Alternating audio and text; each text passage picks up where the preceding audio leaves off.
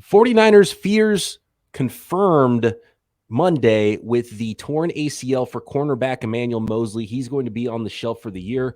Comments from Kyle Shanahan about Emmanuel Moseley, about who will replace Emmanuel Moseley, might get Jason Verrett back at some point very soon. The 49ers on that southwest swing between Carolina now to the Atlanta Falcons in week 6. Who will be available, who won't, some workouts for the 49ers, all that and more coming up on today's Locked On 49ers.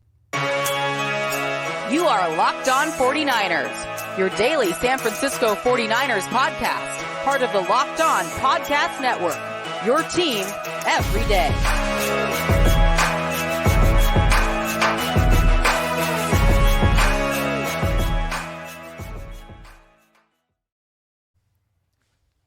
Welcome to Locked On 49ers. Brian Peacock and Eric Crocker with you. Thanks for making us your first listen on the Locked On Podcast Network, your team every day. Today's episode brought to you by BetOnline. BetOnline has you covered this season with more props, odds, and lines than ever before.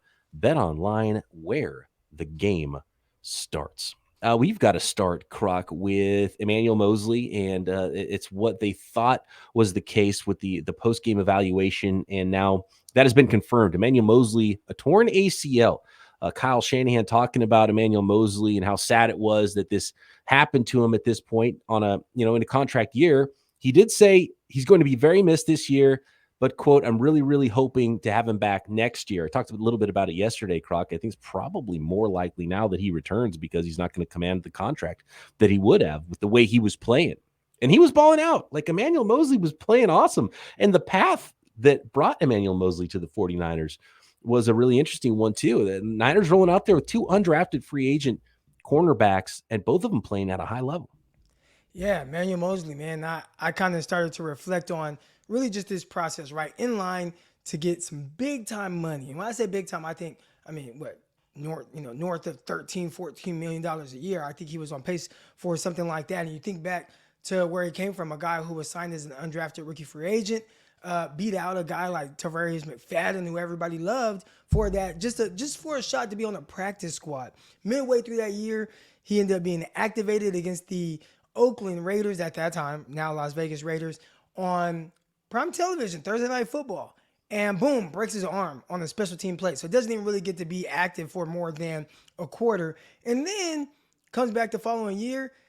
He needs multiple guys to get hurt just to get an opportunity to be a legit starter on his team. Ahkello Witherspoon had to go down against the Pittsburgh Steelers. Jason Verrett had to go down against the Pittsburgh Steelers. And then all of a sudden, he gets an opportunity to be a guy. Starts against the Cleveland Browns. And from there, I think it's, okay, this is a legit guy who can really play. And you've seen him kind of battle with, some ups and downs here and there, battle through some injuries. But last season, I think it was very clear this guy is really good. He can play some damn good football. Man, I think there's something really here for a long-term starter. And he's playing the last year of his contract this year. They brought in Travis Ward, and you knew things can get a little weird with his contract after the season, but you knew he was going to make big money, whether it's with the 49ers or somewhere else. And it really is unfortunate that now when he's playing the best, I thought he played extremely well last year. He was playing the best football of his career to start this season, and it ends in the 5th game with a torn ACL. And I feel bad for him, just the business element of things, the personal side of things. That's a tough one right there for Moseley. Yeah, I remember that draft and post-draft when the 49ers signed Emmanuel Moseley and Tarvarius McFadden, and Moseley was an afterthought. Didn't really think much about it until we started looking at his numbers and his workout numbers, and was like, this dude's super athletic. And I guess Charles Davis is a Tennessee alum, and he talked about how Emmanuel Moseley showed up at, he's like 140, 150 pounds coming out of high school. He was just a really skinny, small guy. And he's still not very big, but he's always been really athletic. And the thing that jumped out to me when we first started watching Emmanuel Moseley, because I remember I was solo on Locked On 49ers at that time, but I would have you on a lot to talk about the DBs, and everyone was hyped about Tarvarius McFadden. And as soon as Emmanuel Moseley got on the field and saw him in the preseason, I was like, this guy is confident and plays more physical than his size and clearly athletic. And once we saw that first preseason, I don't think either one of us were surprised, right, Croc, that he beat out Tarvarius McFadden as the guy that ended up sticking on the 49ers roster. Well, I mean, I think my thoughts on him go back to actually watching him. And I watched him against Tennessee, and against Deebo Samuel. I watched that and just kind of how sticky his coverage skills were and movement ability. I'm like, wait a minute, this cornerback's nice. And I'm like, everybody likes this McFadden guy, but I think this is the better guy. When you look at all the testing numbers, what it looked like, because he was a low 4.4 guy. His 3-cone was through the roof. He was slight, but 5'11", I think he came in around 183 pounds. And it makes sense when you hear Davis talk about, oh man, this guy was 150 pounds heading into college, which that's not, you see that. I mean, my freshman year of college, I was 160, maybe 165 heading into my freshman year at 6'1", and I was actually a couple inches taller than Emmanuel Moseley. So I was pretty much built similarly. You know, some guys kind of are late bloomers and you haven't just quite filled out yet. So I clearly saw the talent. I saw the versatility, a guy who could play outside, a guy who played inside. 49ers actually had him coming in first over McFadden, playing on the outside. And then in nickel situations, he'd slide inside. I always realized the versatility he had. And I liked him so much the next year that I thought that they would potentially let go of Kawan Williams to play second-year guy coming off a practice squad the year before and in IR. I thought that they would let Shark go. Kawan Williams. I thought they'd let him go and start Moseley in the slot and have Richard Sherman and Kelly Witherspoon on the outsides. I was that impressed with what he was and what he was kind of putting together. So, again, it's very unfortunate because, you know, you see these guys grow and you see the opportunities and you only have so many opportunities to make so much money, and he was on pace for that. Yeah, been through a lot, just an odd path to make it, and he always looked like he belonged, and he kind of got better and better. And I always wondered why nobody ever talked about Emmanuel Moseley and how good he was, and he's playing even better this year. So that's unfortunate for him. As Kyle Shanahan mentions, hopefully can get him back next year, but the replacement might already be ready to go or close to ready to go. Kyle Shanahan talking that Jason Verrett might be the plug-and-play guy over there, but not sure exactly when it's going to be. And I kind of have my doubts that it's going to be for the Atlanta game, just judging by the comments. He said, quote, if Verrett can get practice reps, can get out there, get fully healed and in game shape and ready to go, he'll be our guy. So it sounds like he's not quite there yet, but there's a 3-week window that started last week. So if it's not week 6, got to start to happen by around week 7 or so to get Jason Verrett back and have him ready to go on the roster. But they do have some reserves, and we talked a lot about some of those names yesterday of guys that can jump in and place him outside corner for the 49ers. But either way, Moseley will be missed.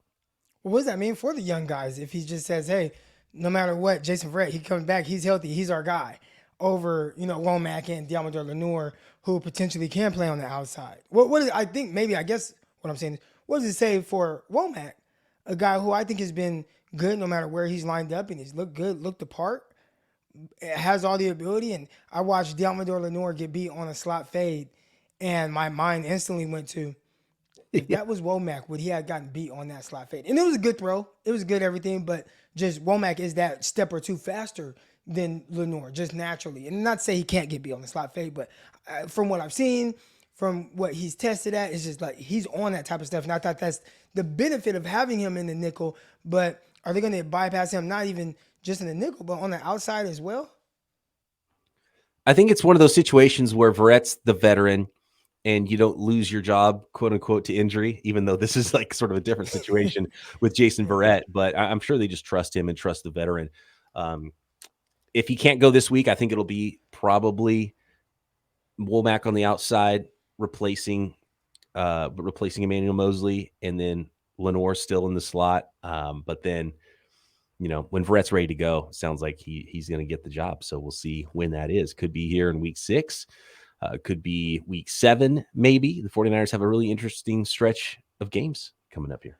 The weird thing was seeing Diamador Lenoir actually go to the outside and Samuel Womack in the slot. I'm like, I have no idea what. Right? Yeah, it's like, wait a second, what is going on here? It's almost like, because it seems like they want to play Womack at left corner when he's outside.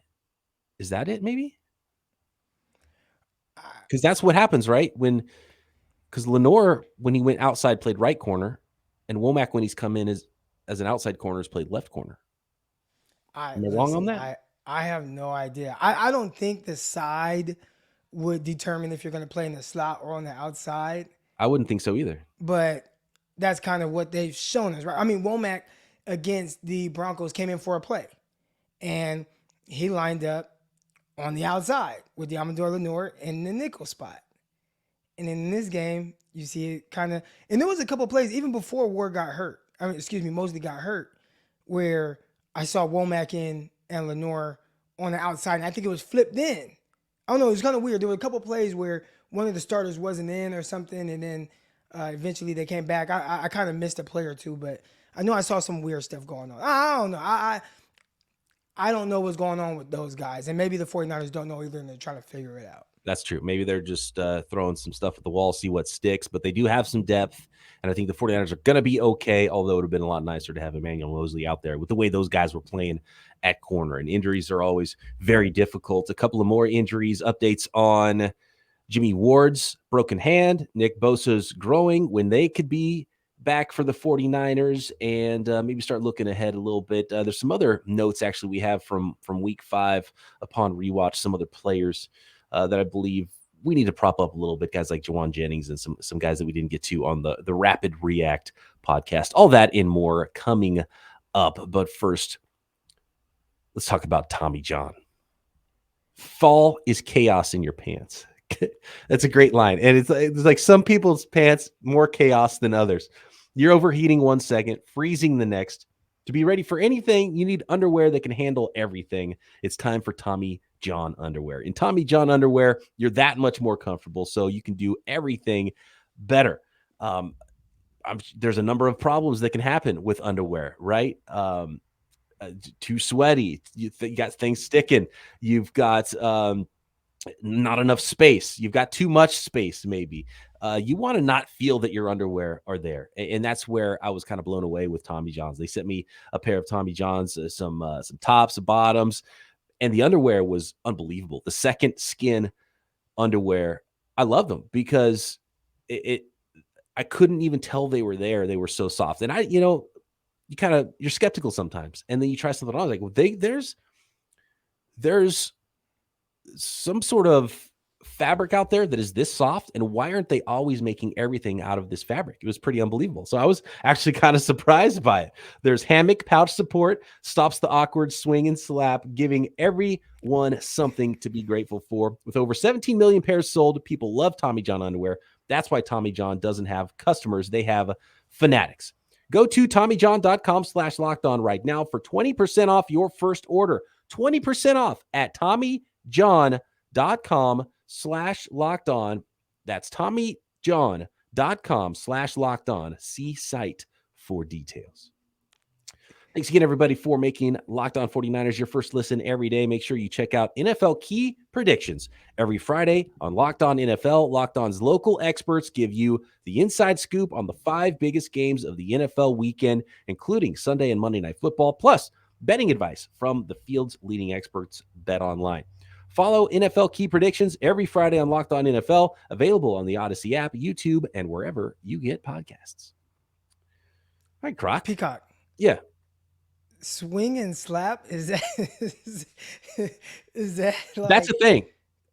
So you never dealt with the swing and slap, Croc? Yeah. So is that like when you're running and then? Well, I wear consistent like compression shorts. Yeah. Or tights. So it's different from like it's different if you're doing something like an athletic endeavor versus if you're just cruising the mall. No, but walking around, like the underwear that I typically wear. Mm-hmm. Are underwear that are more like compression, so it keeps everything kind of together. So I don't really deal with it like, the swing. It keeps your stuff tight, right? Yeah, exactly. But other people do, right? That's what you're saying. Well, yeah. Like if you go boxers, because I kind of got both, but I've definitely started leaning way more toward like the compression type shorts and like the athletic type underwear, kind of all the time. It just keeps everything together tight. And that's where Tommy John comes in. Dude, the Tommy John, I'm serious, man. Crazy soft. I was really surprised by it. So, I'm going to go back to that website and get a few more pairs of that because I only got one. Oh, geez. Okay. Jimme Ward, broken hand Kyle Shanahan said it'll be yet determined after he has surgery. It happened on the opening kickoff that he broke his hand, tried to play through it one play, realized it was broken, came out of the game, and yet to be determined if he's going to be able to play on a soft cast after he has surgery. They'll find out about it. But if I know Jimme Ward, I bet he'll be out there, if at all possible, with the club on his hand. So we'll see how that goes. But I get a little worried about the 49ers injury stuff, right? Because they're teetering on the edge right now. You've already lost your first quarterback. I'm saying they're teetering because this isn't 2020. They're still fine. Like if things keep kind of going if things stay how they are right now, Niners are going to be fine. Get Bosa back maybe next week. I think Kyle said very unlikely for Bosa to play week 6. But, Bosa's back in week 7. You miss a week here. You miss a couple of weeks of Trent Williams. You miss a couple of weeks of George Kittle this year. Those kind of things happen. You can expect that. But you're teetering on the edge of something massive if you start to lose your best players for a long time. Like if the ACL was Bosa instead of Moseley, that'd be a lot harder to cover for. And you can't lose another quarterback. You go to the 7th round rookie. How far can you realistically go with the 7th round rookie quarterback? Even though some people say he's going to be better than Jimmy, or already better than Jimmy Garoppolo, right? It's unrealistic that a 7th round rookie quarterback is going to take you to the promised land. So the Niners are teetering on the edge, and the amount of injuries they have, it's a little bit strange. Kyle Shanahan said it used to bother him with the injuries, and now he's just like kind of gotten over it. He's like, I utilize my players, and if they get injured, they get injured. Kind of that's the way he feels about it. That sounds kind of, just not that you don't care about your players, but it sounds a little insensitive to what they're doing. But I get it though, just the business aspect of things. Guys will get hurt, and what can you do? You got to figure it out. It's got to be next man up. So from that standpoint, I do understand. I did question the teetering because I'm like, man, I feel like they're kind of. It was almost like they're like towing the line of a mountain, and then they're kind of starting to slip down that mountain right now. I'd kind of say more towards that because you look at the players that they're just having to play without and just have to figure it out. And when you look at right now, especially after you win a couple games in a row, I think you just assume like, oh no, we're good. But at any moment, playing without that many players, impact players, it can get a little weird, right? You play Atlanta coming up. If you go into the Atlanta game, right, or let's say this, before the season started, right, and you just say, hey, you're going to go into a game without Trey Lance, but then you have Jimmy Garoppolo, so you feel probably confident, right? But without your starting quarterback, Trey Lance, and then you have another starting quarterback, whatever, without Elijah Mitchell, without Trent Williams, without Jimme Ward, without Nick Bosa, without Azeez Al-Shaair, right? You just start rattling off all these names. There's more. There's even more guys. And you just, hold on, because I wrote it down. Both starting defensive tackles, Eric Armstead and Javon Kinlaw. I don't know that they're going to be back this week. Moseley, did you mention Moseley? Oh, yeah, your kicker? He puts points up on the board. Colton McKivitz. I mean, it's just, you start rattling off these names, and it's just like, gosh, that's tough to overcome. You might lose that game, right? Like, that's what you would think. But I think because you've seen the 49ers come off of back-to-back wins, it's like, oh, no, they'll figure it out. They'll be all right. And I do think that in these moments where you do have to figure out how to get by, you feel more comfortable with the quarterback who you can just kind of figure it out with. Like, all right, Jimmy, we got Debo, we got Kittle. These guys are playing. We just got to figure it out. And we got to – now, this is the time where I've kind of questioned Kyle Shanahan just in the sense of, hey, man, we got to score some points. He did. Awesome. But now your defense is going to really need you. I don't think you can go into this game without Bosa, without Moseley, without Jimme Ward again and be like, oh, no, we're good. We can still lean on that defense. I think this is the time now where you got to come up with a game plan to where, all right, defense, we got your back this week. You get healthy. Again, I didn't even list off here, no Armstead, no Javon Kinlaw, right? I mean, there's guys everywhere that's just missing. So defense, y'all are banged up right now. We'll carry you this week. Whatever you get, awesome. But we got to come up with a game plan to where we destroy this team offensively and we are aggressive and it's balls to the wall. That brings up a good point. Next, who are some of the players that could make an impact next week against those Atlanta Falcons? And the Atlanta Falcons have not been pushovers this year either.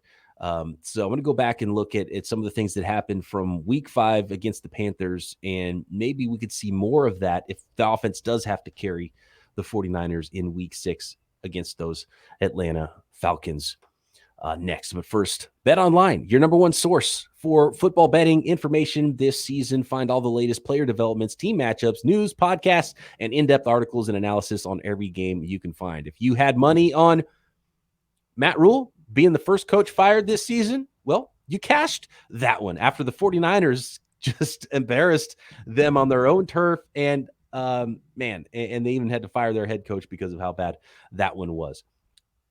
As always, BetOnline remains your continued source for all your sports wagering and information with live betting and up-to-minute scores for every sport out there. The fastest and easiest way to check in on all your favorite games and events, including not just NFL, but Major League Baseball, MMA, boxing, NBA, golf, you name it, you can bet on it at BetOnline, even Vegas-style casino games as well. So head to betonline.net or use your mobile device to learn more. BetOnline, where the game starts. So, man, those Atlanta Falcons, Croc, they're not a good team, but they're 2-3 right now, and they've been playing everyone tight. They took the Rams to the limit. I think did they beat the Saints in week 1, or the Saints beat them by 1 point and they had to come back and win at the last minute? They've won a couple of games. They've been just surprisingly better than I think people expected. They're a scrappy team.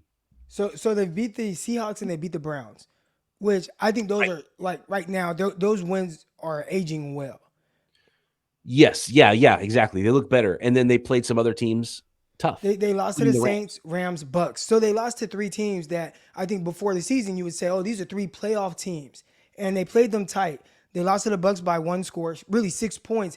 And when you look at Grady Jarrett, yes, and that dang penalty, I mean, oh my God, that was so terrible. It's like, dude, and I saw kind of I don't want to say a spoof, but kind of a joke. It was Kevin Hart. He was on some NFL show, and he was talking about how you have to sack quarterbacks. And he was like, all right, we're going to demonstrate how you have to sack quarterbacks. And they kind of picked him up, and he's like, all right, now they put pillows underneath him, laid him down soft. They patted his back and gave him pillows to go to sleep. And they're like, that's how you have to kind of coddle a quarterback, especially after that penalty. But lost to Tampa Bay by 6. Lost to the Rams by 4, lost to the Saints by 1. So they are playing these teams extremely tight, even in their losses. So it definitely comes off as a team that you cannot take lightly, right? And for a team, 49ers coming into this game on the road, and I don't know if they're staying on the East Coast and whatnot, but again, probably won't have Jimme Ward, Emmanuel Moseley, Nick Bosa, Robbie Gould, Trent Williams, Colt McKivitz, Trey Lance, Elijah Mitchell, Eric Armstead, Javon Kinlaw. It can potentially get weird, and you got to hope that the offense, who is much more intact than the defense, comes out and plays above what we've seen consistently through this year. Last game was pretty good, though. Yeah, the 49ers stick it at the Greenbrier, doing their thing in West Virginia there, having a little week to themselves, almost like a camp out. And looking at the Falcons, the Falcons are 2-3. Their point differential for the season is -4, and they lost 3 games somehow with -4 points. So that's where they're at. They're a competitive team. On paper, the 49ers should be able to go beat them, but they're in their house, and the 49ers are a little bit banged up right now and need to lick their wounds. You mentioned the offense having an opportunity to say, hey, defense, thanks for all you've done this year. We're gonna take care of you this week, and then we'll get Bosa back next week, and we'll be all good. Maybe Verrett comes back in week 7, and you feel a lot better about the 49ers defense again. Maybe even get Kinlaw and Eric Armstead hopefully back at some point soon too. But if it is the offense, we know Bosa, we know Kittle, right? We know the run game. It was nice to see Tevin Coleman make a huge impact. And by the way, there was somebody, I think it was on Twitter, and I don't have it in front of me, so shout out to whoever it was commenting on Twitter. It was like, why are you surprised about Tevin Coleman? He's like everything that Jeff Wilson is, except for with 4.3 speed. And the reason it's a surprise is because, well, first of all, 4.3 speed was whatever 10 years ago. When did Tevin Coleman come out of the draft. That was when he ran 4.3s, and he like couldn't make the Jets. The Jets aren't a good team, right? He was a street free agent. You pick him up off the street, and he's making huge plays for you. So that's why it was a surprise to me. And Tevin Coleman didn't look that fantastic last time he was on the 49ers either. He looked like he had a little extra juice to him in this game. Maybe he had fresh legs. I don't know what it was, but anyway, some guys missing space. Yeah, it looked good. Going up top to make a catch too, like a wide receiver. And here's the thing is that the running, despite missing Trent Williams, the 49ers were able to put up a ton of rushing yards, 7 yards per carry for Jeff Wilson. He had 120 yards on the ground. Tevin Coleman was doing his thing. So that was a really good sign. And then there was Danny Gray. They took a shot to him. Didn't work out. He had 2 targets. I only remember the one deep shot. Do you remember the second target for Danny Gray? Only the deep shot that I remember. Yeah, there's the deep shot that didn't work out, but I like seeing him try it, right? I like seeing Jimme kind of let loose a little bit. But the big one here that we talked about off the air that we wanted to get to today was Jauan Jennings. We didn't really talk much about him yesterday. We didn't give him a game ball or anything, but a couple of really big catches in that game, catch and run type stuff, and just sort of setting the tone physically. And obviously that's something that the 49ers do is they like physicality with their players. And Jauan Jennings definitely has that. You looked at those third down conversions, and the 49ers converted, I believe, on 7 out of 12, which is really good. And I think that's a big reason as to why, one, the 49ers were able to score so many points. There were some other things as well, like defense. Defense is pretty much responsible for 2 of those touchdowns, but 49ers did a really good job of scoring points. And third down conversions, where you're keeping drives going. And Jauan Jennings, there were a couple of passes he caught short of the sticks and made guys miss and turned them into huge plays down the sideline. So that was really exciting to see. And he's not this receiver that's going to be like super dynamic, explosive, missing space. But man, I don't know what he's doing. It kind of was reminiscent of the Week 18 game against the LA Rams where he just goes off. But he's breaking tackles, throwing guys off of him, and you just see like this ability. And you're like, man, can we get that every game? And maybe it's just a matter of him getting targets. And he was a guy. Yeah, he did well. I was going to say something, but I don't know if I'm allowed to on this. But anyways, He did a really good job of going above what people thought he would do from a production standpoint. Yeah, there were some big catches, big moments in that game for Jennings. And if they hit one of those Danny Gray shots, I think that'll be important, and that'll really help for the 40. But the Falcons don't have a lot. Cordero Patterson's out. They've got this mismatch of kind of pedestrian running backs, a retread quarterback in Marcus Mariota. Kyle Pitts is out. I don't know if he's going to be out again next week, but he missed the last game. So it's just Drake London, a rookie wide receiver, and that's about it on offense to hang your hat on. On defense, they don't have a ton of talent over there. So even with a banged up 49ers team, they should be able to do some things. And I have high hopes for the 49ers this week, but it would be nice if the 49ers were able to go big on offense and help out that defense. If they don't get a pick six, if they don't get as many stops as they have in previous weeks on defense, can the 49ers offense go make some big plays? And I think they have enough weapons to do it, but it might take that this week. It was a great point by you. That's got to be the mindset heading into the game. It just has to be. And you have the guys to do it. That's the good thing. So it's you do have George Kittle. You do have Deebo Samuel. You do have Brandon Ayuk. And, hey, man, you got Jimmy Garoppolo. Let's go. Got to ride. Let's ride. Yep. Broncos country. Let's ride. Did you see Russell Wilson after they lost? He's looking after they lost. He's looking all sad, right? And he leaves the podium and says,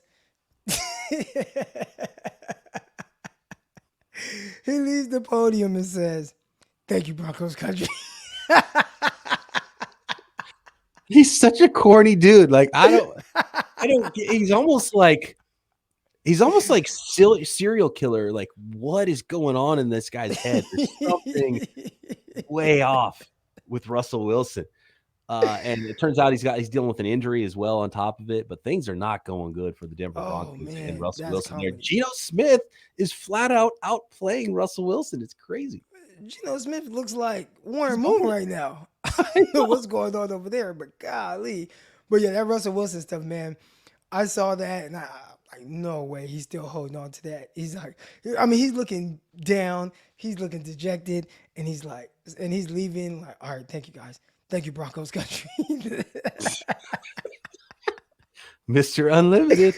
Oh, man. Mr. Unlimited Cornball.